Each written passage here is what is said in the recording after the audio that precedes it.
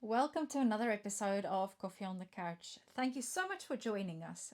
In our first video, we talked about our journey together, but mostly from a perspective of the parent. However, today we would like to talk a bit more about the whole process of dyslexia and dyslexia assessments and things, but more from the child perspective. So, Christelle, if you could tell us a bit more about things that you can remember from before you were being diagnosed. Yeah. So I was diagnosed around the age of 9, and I remember it being quite stressful before being diagnosed. So we knew that there was something going on, but we didn't really specifically know what. So we had quite a lot of like GP appointments and things like being poked and prodded. Yeah, I don't know. I just felt like it was quite stressful. Well, they were pretty much hearing tests and sight tests, so not quite. But No, but it just felt like it's interesting you say it, because I think as a parent you sometimes forget about the impact that those being dragged from test to test, the impact that it has on your children. So yeah, it's quite interesting that you say it. But what about the assessment experience itself? So initially I was quite nervous going into it. We didn't really know much about dyslexia or about the actual test and what it would be like. And yeah, we were just quite nervous about the whole thing. And when we got there, like, it was just so much different to, all of these medical exams that we'd done up to that point. I make it sound so much worse than it actually is. Okay. But as like a little child, it was a lot more dramatic. It was true, and it was that was my experience. Your world and your experience, and it was real to you. Yeah. So yes, it's not unvalidated. But then going into the assessment, it was so much more different. It was so calm, and like even just getting there, and it was this lovely man that did my assessment. We were in his living room, and it was just so relaxed. And like I remember he had chocolate penguins. You remember well. Yeah, it was so cute. Like he just came up and was like, "Oh, would you like a chocolate penguin?" Oh. So like it was just such a lovely environment, and it was so much more different to what the other experiences that I had up till that point, and actually understanding and knowing that I'm not, dumb and understanding my brain. It was just so incredible. Like it was a game changer. Useful, yeah. Now after that, you had a lot of support and intervention being put in place in school. So can you tell us about your experience of that? Okay, so in primary school, there was a lot of support. I had at least one-on-ones with a dyslexia teacher. With a lot of one-on-ones with a specific teacher at least once a week, and she would help me through spelling tests and learning my maths and learning my phonics and everything. And she was an absolutely lovely teacher, and I absolutely loved my time with her. But it wasn't exactly that nice being dragged out of class.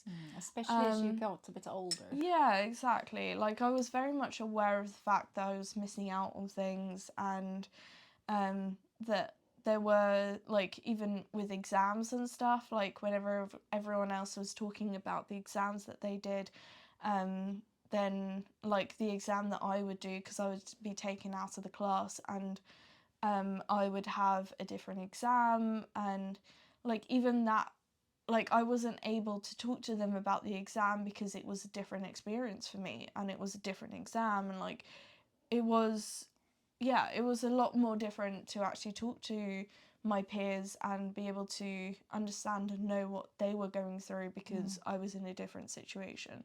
So it was more a social Yeah, kind of thing, but you did find the help exactly. itself helpful. I don't at all regret having that help, knowing what I know now. Like, I'm so glad that I did have that help and that I was able to have that help because I think I would have been in a very different place now if I wasn't able to have that help and support.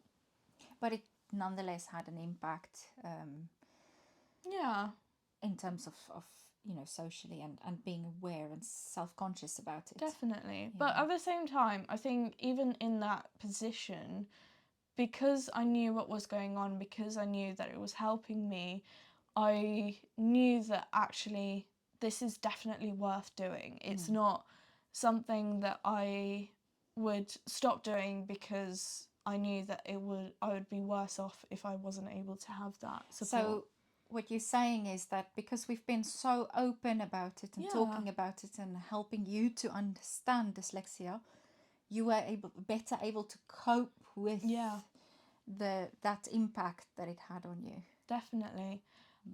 Useful. We've always been a very open family, especially about like talking about neurodiversity and understanding that actually sometimes, it sometimes when things don't feel like it's going well, like actually we have so much to be thankful for because we have so many achievements and like just we've always been a very much like trying to find the positivity even looking at in strengths as well as difficulties. Yeah. And there are a lot of strengths that actually comes with the specific learning difficulties. Exactly. Like the creativity and the art.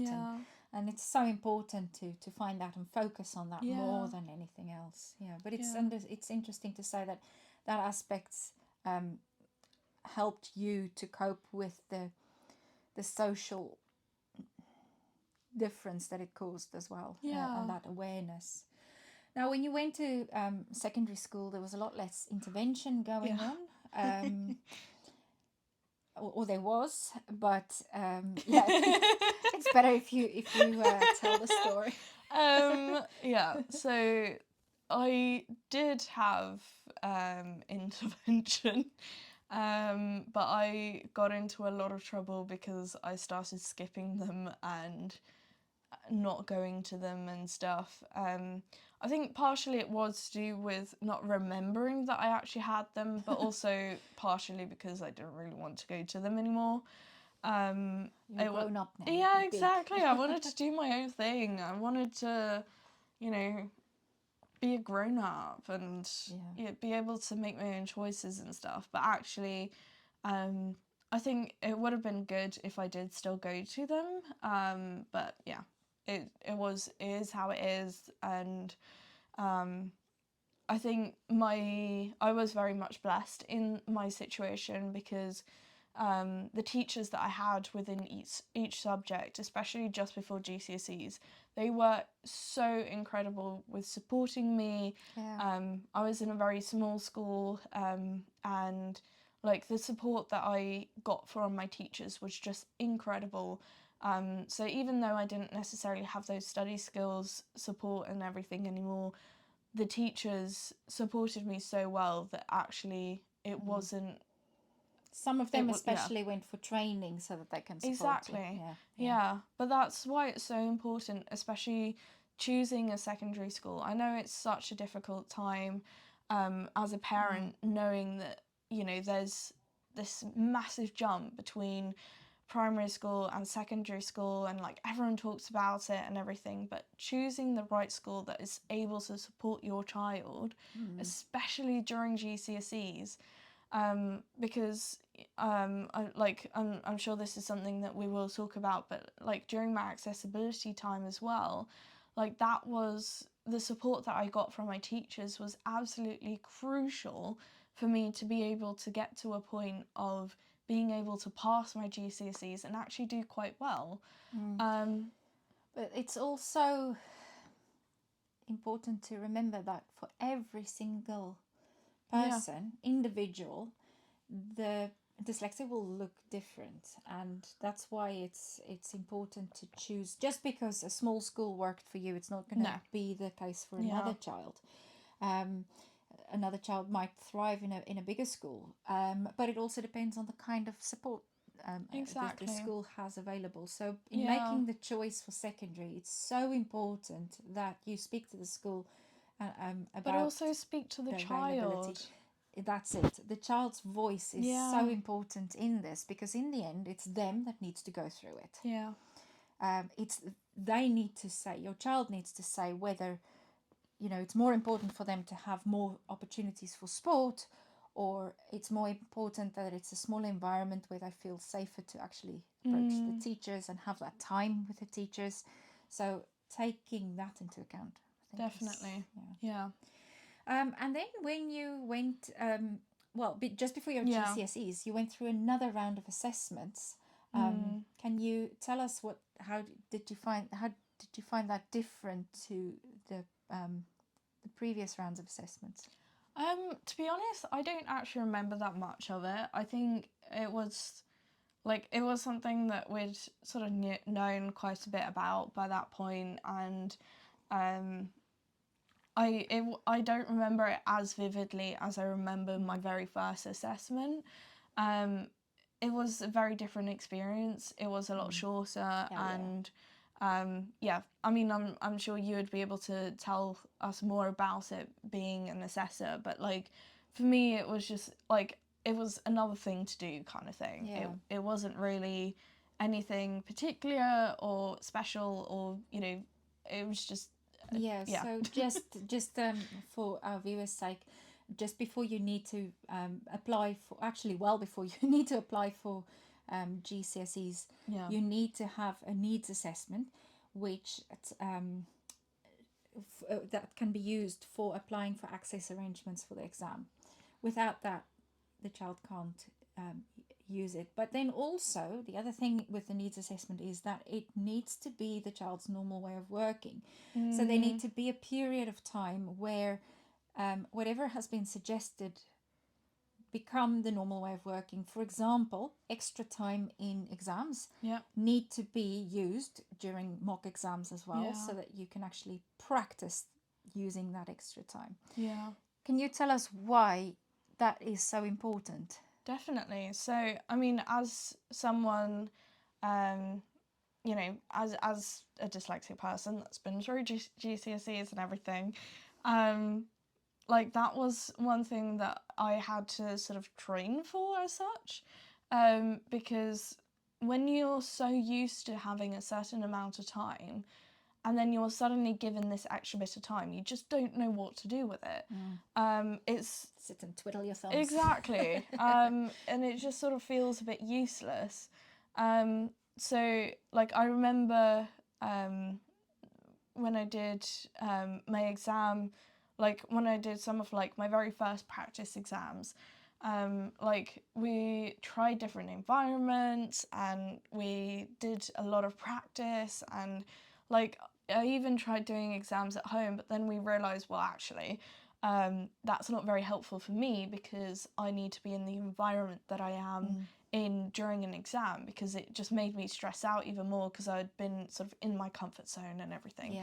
So it's definitely like trial and error, and basically just practicing and giving that child the opportunity to be able to use the access arrangements and everything that they've been given. Well, I know that some teachers wanted you to practice it on times, using the normal time, so that when you get the extra time, that it would be a bonus. But you just found out it just doesn't work like that, does it? Because, as you say, I didn't know what to do with it. You're still in a much of a rush. You don't read your things properly. Yeah. You don't have the time to read over your work again, and there's no point in having that extra time. Yeah. So, yeah, no, that's fine. And then when you went on to sixth form, the picture changed again in terms of support. Yeah. So I did an art and design BTEC, and I think it would have probably been a lot more different types of support if I was in more of an academic subject. But I had a tutor that just kind of checked in with me in the mornings and just kind of, you know, sort of like, oh, how are you doing? And, you know, are you okay? Are you coping? Kind of thing. Are you keeping up to your deadlines? Yeah, sure. Okay, great. Have a nice day. That was sort of the extent of most of it. But I do know that when I, towards the end of my time at sixth form, we had an exam, and yeah, they did sort of take in consideration of my access arrangements and stuff, but it wasn't really well done.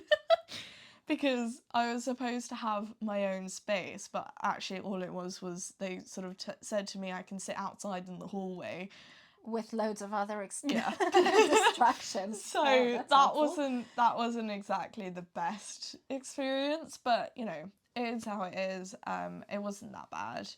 And then yeah, and when it came to applying to university, that's when I really saw the support that my sixth form actually had, because we had like there were seminars for the parents of, you know, how to support your child, of for that process of going to university, and we had specific rooms set up that people could go to and sort of say, okay, well, I'm booking this slot that I'm going to talk to the teachers about, doing my applications and everything. So they were actually really good with that.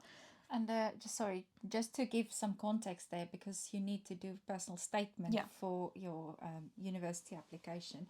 That personal statement needs to be written in almost an essay format. Although it's about yourself, but not quite about yourself, you need to put it in a way that's not like, I did this, I did that, I did that. So it needs to flow in an essay format. So it's quite a challenge as well, and that's why it's your first taster of academic language. Yeah, exactly, and that's why it's really helpful to go for that help if your school doesn't offer that help, to find out where you can get that kind of help as well. Definitely. But then moving to university, there was suddenly a lot more support than ever, and you actually initially got a bit overwhelmed by it. So at first I didn't really know much about the type of help that I would receive and everything. I think that's one thing that you don't really realise, because up till now it's sort of been this thing of like, oh, you know, the school does everything. School does everything, parents do everything, you know, you don't really realise that actually now I need to take You're gonna hit me. now I need to take responsibility for my learning help.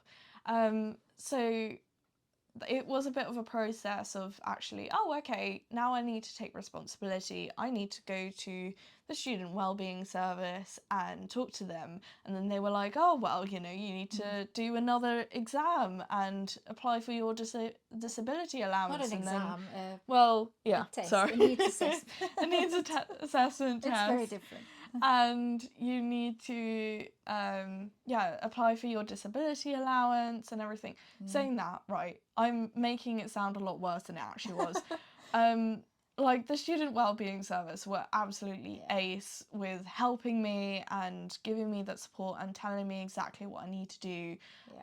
So like definitely as a university student, go and talk to them. Like on your first day, go and talk to them, because that is where you're going to find your help. That is where you're going to find your support when you're feeling stressed and you need to just talk to someone. Go and talk to them. When you're not receiving the help that you need, go and talk to them, because even if it, like, they have the ability to go and talk to your tutors, I mean, obviously with your permission, they have the ability to go and talk to your tutors and sort of say to them, look, this student is struggling a little bit, can you maybe just help them in this way? And so, like, I mean, obviously they don't have to, but just being able to have that support as a dyslexic individual, especially if you move away from home, because then, you know, you don't necessarily have the support of your parents anymore, so it's definitely worth talking to them. But yeah, when I applied I had all of my applications and everything done, the tutor that I was put with I didn't really click very well with. And then I felt too bad to sort of say to her, look, can I swap with someone else? But then, yeah, ended up basically getting my mum to help me with most of it. But you've it's learned not, from yeah, some of those mistakes. definitely. Like rejecting the support and stuff. Yeah. You've learned some valuable lessons from that. So I wish that I didn't reject the support as much as I did, because even though you want to feel like you want to feel independent, you want to feel like you have everything put together, but as a dyslexic person, it is so important to prioritize and to stay, make sure that you're planning everything and keeping up to date with everything that you need to do. And it's so overwhelming and stressful if you don't have the right support and help. That's the thing, because part of the difficulty is actually the working memory problem and the sometimes some of the executive functions that makes it more difficult for you to do that planning and organization by yourself. Yeah. Your brain tells you that I'm intellectual enough, I'm clever enough, I can do this. I got into university for all this work. Exactly. So I'm a grown-up. You are a grown-up. You are able enough. You're not stupid in any way.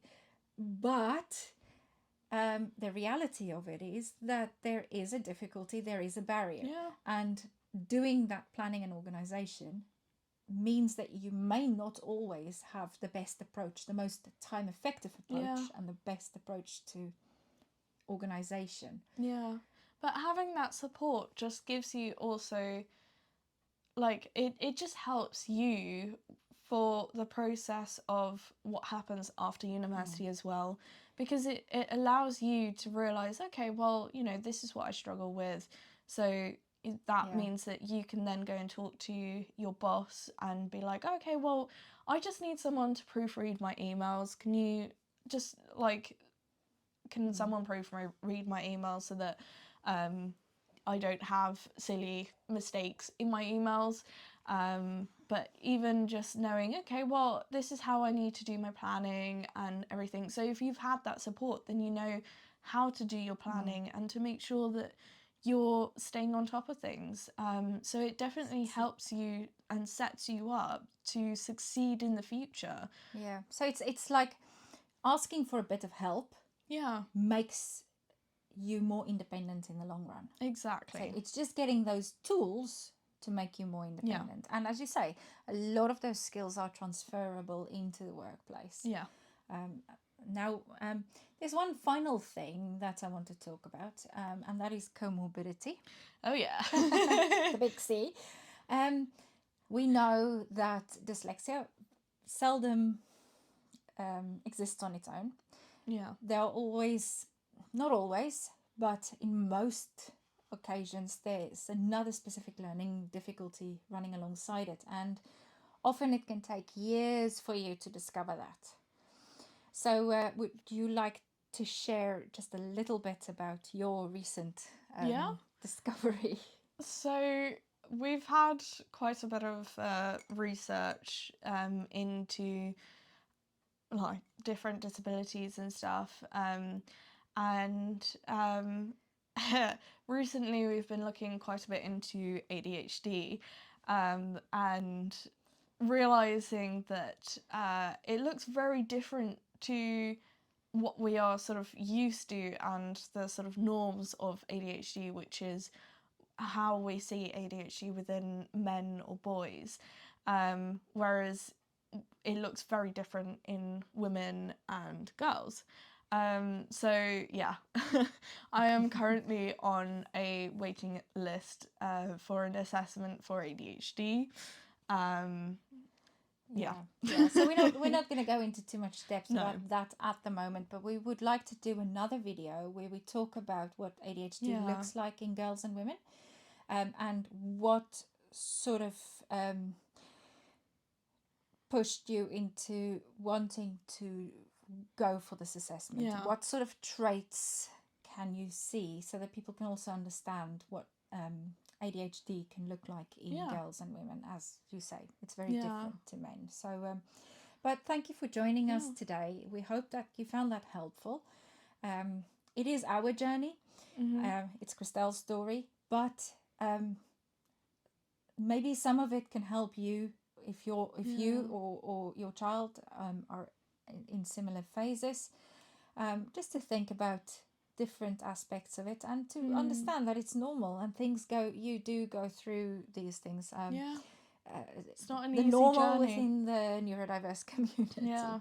So if you like our video, please subscribe and share and give us a thumbs up if you like it. So thank you for your time spending And it with feel us. free to also get in touch if you have any questions or any concerns or anything. We are a very friendly community and would love to help you. Thank you.